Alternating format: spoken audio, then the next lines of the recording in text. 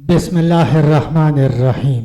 तीन में कामयाब व कामरान होने के बाद अल-कुदस की जानिब रास्ता बिल्कुल वाज़ेह हो चुका था। अब यह बात मुमकिन थी कि सलाहुद्दीन अयूबी उसका कसद करता और कद्र कोशिश करके उसको अपने कब्जे में ले लेता, लेकिन उसने अस्करी नुक्ता निगाह से उसको देखा और यही बात उसकी आला शख्सियत और शान अबकरियत को नुमाया कर रही है। ये सोचा कि अल-कुदस तो कई शहरों के दरमियान वाक़या है और साहिल समंदर पर सलीबियों के कई मराकज कायम हो चुके हैं, जहाँ से वो बैरूनी दुनिया के साथ ताल्लुकात बड़ी आसानी से कायम कर सकते हैं। खसूसन ईसाइयों के वो ममालिक जो अर्ज़ फ़लस्तीन में सलीबी नापाक वजूद को लाकर खड़ा करने में चश्मों की हैसियत रखते थे। इसलिए उसने पहले साहिली सलीबी मराकज से खलासी पाने और दूसरे सलीबी किलों और पनागाहों पर कब्जा करने का पुख्ता प्रोग्राम बना लिया।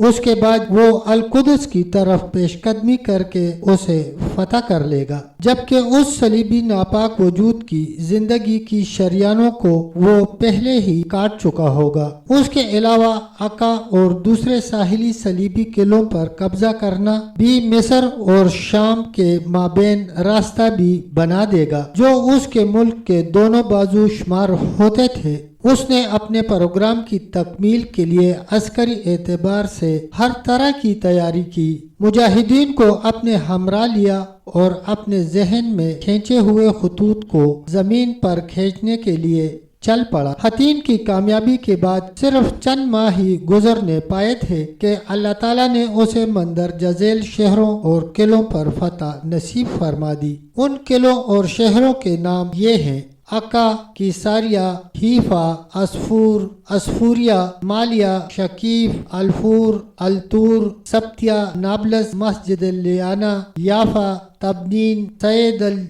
जबील और बेरूत। इसके अलावा भी कई शहर शामिल थे और उनके अलावा हर वो चीज जो उन सलीबी बड़ी फोर्सेस के पास थी, सब पर कब्जा कर लिया। जैसा कि हम पहले बता चुके हैं कि ये सब अजीम कामयाबियां और बड़ी बड़ी फतूहात मार्का हतीन के बाद 583 हिजरी में सिर्फ चंद महीनों के दौरान ही पूरी हो गई थी। इस तरह बैतुल मुकद्दस को फतह करने के लिए फिजा मुकम्मल तौर पर साजगार थी। मकाम को मजबूत बुनियादों पर अस्तवार करने के लिए सुल्तान ने मिस्र से इस्लामी बहरी बेड़े भी मंगवा लिए, जो हसामुद्दीन लोलो अल हाजिब की जेर क़ियादत पहुँचे, जो अपनी जुरात व बसालत और अजीम खतरनाक कामों में बिला खौफ व खतर कूद जाने में मशहूर ज़माना था और साहिब अल मशवरा भी था। उसने बहर मुतवस्सित में चक्कर लगाने शुरू कर दिए, खसूसन इस बात का ख्याल रखते हुए कि कहीं यूरोप के फरंगी साहिल फलस्तीन तक पहुंचने में कामयाब न होने पाए।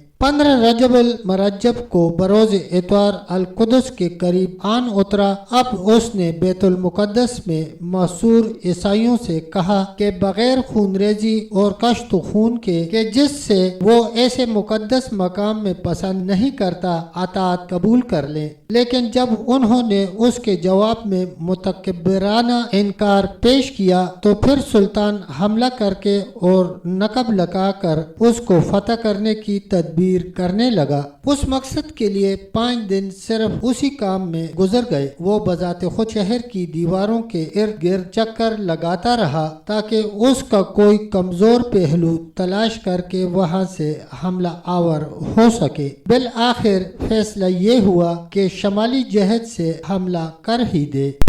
तब तक दोस्तों इतना ही, मिलते हैं इंशाल्लाह अगली वीडियो के साथ। तब तक के लिए अल्लाह हाफिज, अल्लाह निगहबान।